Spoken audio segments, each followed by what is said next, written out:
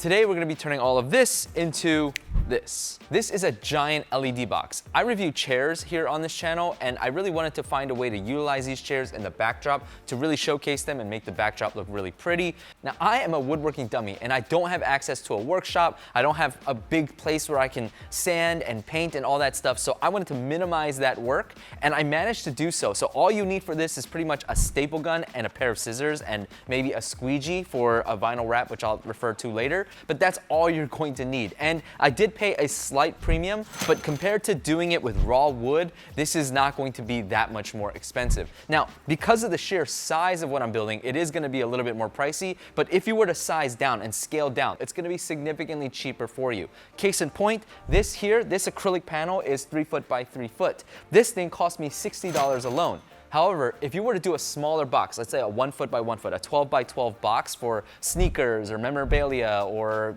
Pokemon cards, I don't know, whatever you want to do, then that 12 by 12 acrylic panel is going to cost you $7. So yeah, the price difference when you scale down is going to be massive. Another huge way to keep the price down is by going with more budget LEDs. However, in my case, I decided to go with the Govee M1s. Huge shout out to Govee for sending these over. The reason why I opted to go with the M1s is because they are Matter certified, which means I can use them with any smart home technology, which I do use here in the studio. And also, I wanted a really, really bright light, and the amount of LEDs per strip is ridiculously high. It's like 3 times higher than what a budget one would provide because my box is so freaking huge, and because the things that I want to light are so big, I just wanted a ton of light coming out of these boxes. So again, huge shout out to Govee for sending these over. First, I measured how big I wanted the boxes, and 3 foot by 3 foot was the perfect length and width for any chair I want to put on top of it. The absolute cheapest way to build this would have been to buy some raw lumber, but that was going to require me to have to cut it down to size, as well as hours of sanding and vacuuming and potentially priming and painting as well. These are all things I really wanted to avoid. So instead, I found these really cheap melamine shelves from Home Depot that were 36 inches long, 16 inches tall, and 3/4 inches wide. So perfect for my project. Now, each panel cost less than $16. For reference, if I were to get raw lumber, each panel would have cost about $12. So I think that $4 price trade-off per panel was well worth it. The color of the shelves didn't matter as much because I'm going to cover it up in a vinyl wrap later to make it look more premium. To make sure the box would be nice and rigid, I also purchased this really cheap hardboard tempered panel to place at the bottom of the box. This is basically the same stuff that you find on the backings of cheaper shelves from places like IKEA, and I got it at Home Depot, and at Home Depot, if you buy something there, you can get it cut down to size, which is what I did. Quick reminder, if you're liking this video, please give it a like and get subscribed if you like tech, home office tech, and chairs. Links to everything you see will be in the description below, or it'll be tagged in the YouTube shop. Using them really helps this channel a lot. I really, really appreciate the support. The idea for these LED boxes is to get them to look like the inside of a soft box that's used in video or camera lighting. These soft boxes have reflective material inside. This allows the light to bounce around to maximize the light output, and it also ensures that the light comes out of the box evenly. To replicate this, I'm going to be using aluminum foil tape. I'm going to place it on every interior surface, again, to let that light really reflect and come out nice and even.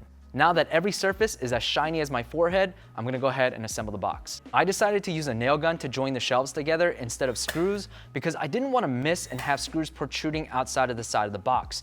However, I am so bad at woodwork that I still managed to have nails protruding out the side. I stapled the 4 panels together, moving in an alternative pattern of outside, outside, and then inside again. Doing this actually makes the box a little bit bigger than 36 inches, but you're going to see that it doesn't make a huge difference here.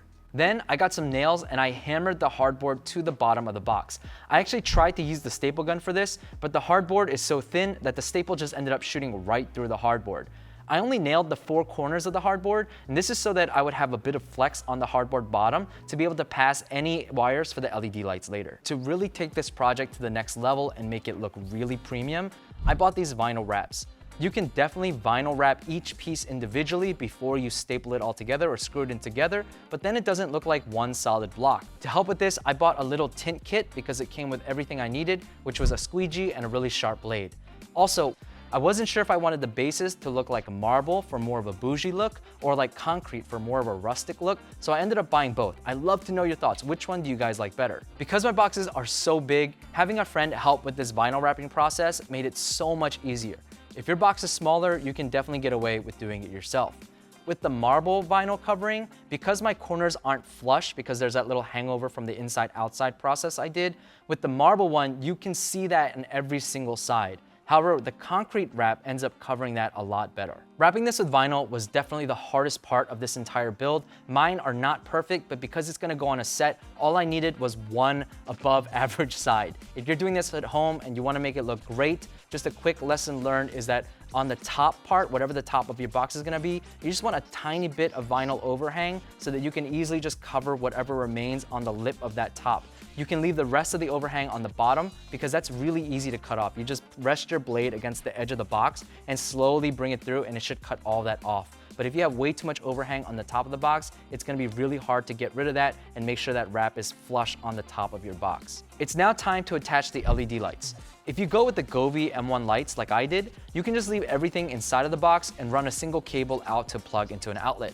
This is because I can control the lights via an app or any smart home device. If you have a physical controller and you don't have a remote or you don't have an app that can do it, you might want to leave that outside of the box. I ended up going with two 16-foot sets for a total of a little over 32 feet. And the way I designed it was I went in a square way to make sure that the light was really, really even inside of the box. These lights look incredible. Huge shout out to Govee for sending these over. They have individually addressable lights, which means you can have the strip be multiple colors at the same time. It looks really, really wonderful. For the lid, I found a set of two 3x3 acrylic panels that are 1/4 inch thick. If you're gonna have something heavy on top, you wanna go with the thickest panel you can to avoid bending and bowing.